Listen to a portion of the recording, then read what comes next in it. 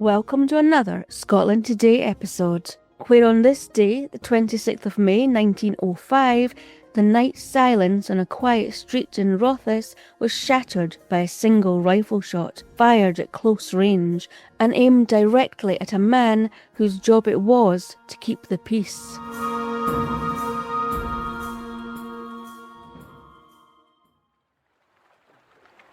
Rothes, a small town located on the banks of the rivers Spey and Murray, is the kind of place where history usually moves quietly, where life is measured in seasons, shifts and shared routines, and where the loudest sounds after dark are more likely to be the wind rolling down the Spey than violence breaking the night apart. However, late on Friday night, the 26th of May, Constable William Baron, the senior policeman stationed in Rothes, was on duty alongside Constable Robertson, carrying out what should have been an entirely routine patrol through the quiet streets of the town. As they stood near the Victoria Bar, a neighbour approached them, clearly unsettled, and reported that there was trouble at a nearby house. Raised voices and screaming, suggesting yet another domestic disturbance involving a man already well known to those living close by. The address was 57 High Street, the home of James Craigie. James Craigie was not an outsider, nor was he unknown to the authorities.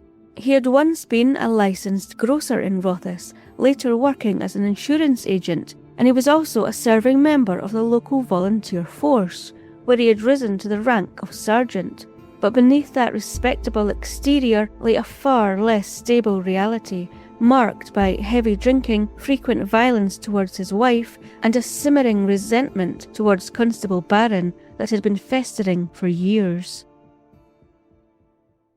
When the two constables arrived at the house, it was Mrs. Craigie who came to the door, clearly frightened, but reluctant to escalate the situation further. She told Constable Baron that her husband had calmed down, that she did not wish to press a charge, and that perhaps the matter could be left there. For a moment it seemed as though that might be the end of it, but then, almost as an afterthought, she added something that caused Constable Baron to pause. Her husband, she said, had a rifle. Constable James Baron questioned her, asking her what James Craigie intended to do with the gun, perhaps still hoping that the threat was more imagined than real. Her reply was immediate and devastating in its certainty. "He's going to shoot you." Despite the warning, and despite the very real danger now facing him, Constable Baron made a decision that would define the night. Stepping forward towards the doorway with the intention of calming James Craigie and preventing a far worse outcome. From inside the house, James Craigie's voice rang out, loud enough to be heard by neighbours nearby, issuing a final warning that left no room for misunderstanding. "If you come a step further, I'll shoot you." Moments later, the threat was carried out.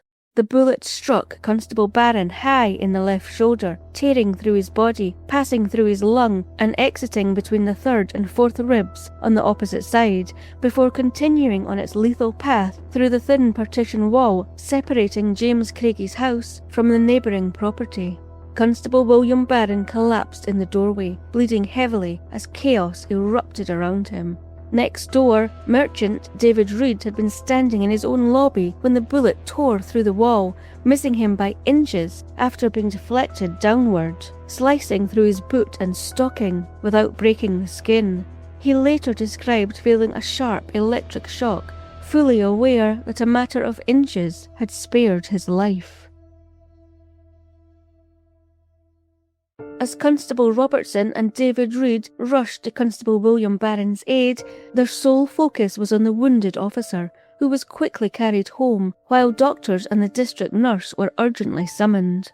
Dr. Alardes arrived first, followed later by senior officers from Elgin, all of whom immediately grasped the gravity of what had taken place. Constable William Baron's condition was critical, and there were grave fears that he might not survive the night. Meanwhile, James Craigie emerged onto the street, unsettling those who had gathered outside, prompting women to flee in fear that more shots might follow. Calm and disturbingly composed, though, James Craigie told those around him that he wished to bid farewell to an elderly relative, but instead he was persuaded to go to the police office, where he was arrested and placed in a cell.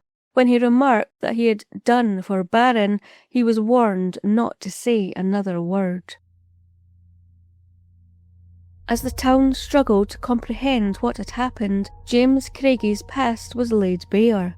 His grocer's licence had been revoked after he attempted to bribe Constable Baron with a bottle of whisky, and he had previously threatened the officer while intoxicated.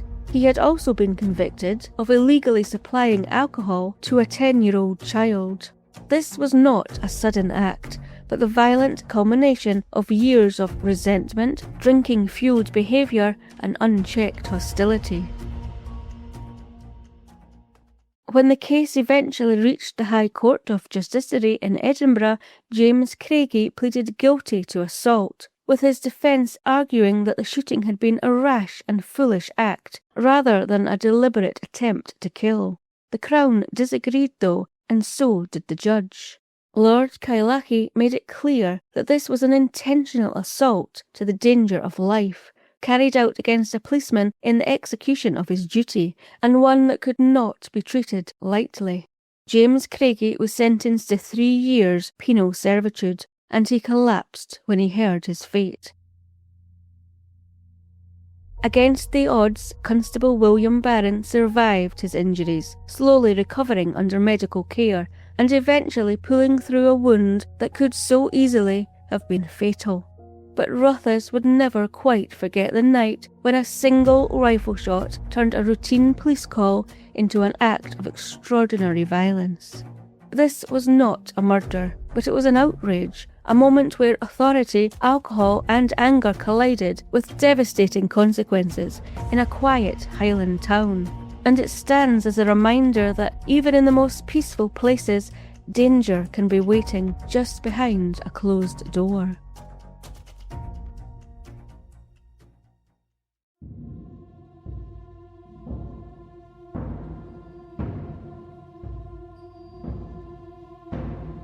If you'd like to find out what other stories were in the papers back in 1905, at the same time as Constable Baron's shooting, you'll find a Scotland Then episode from 1905 over on Patreon for our Bra and Beltarian tier members now.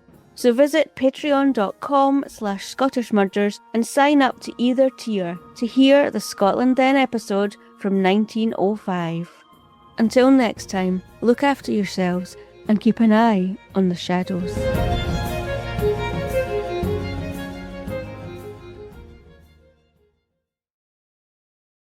Scottish Murders is a production of Clurin Ton.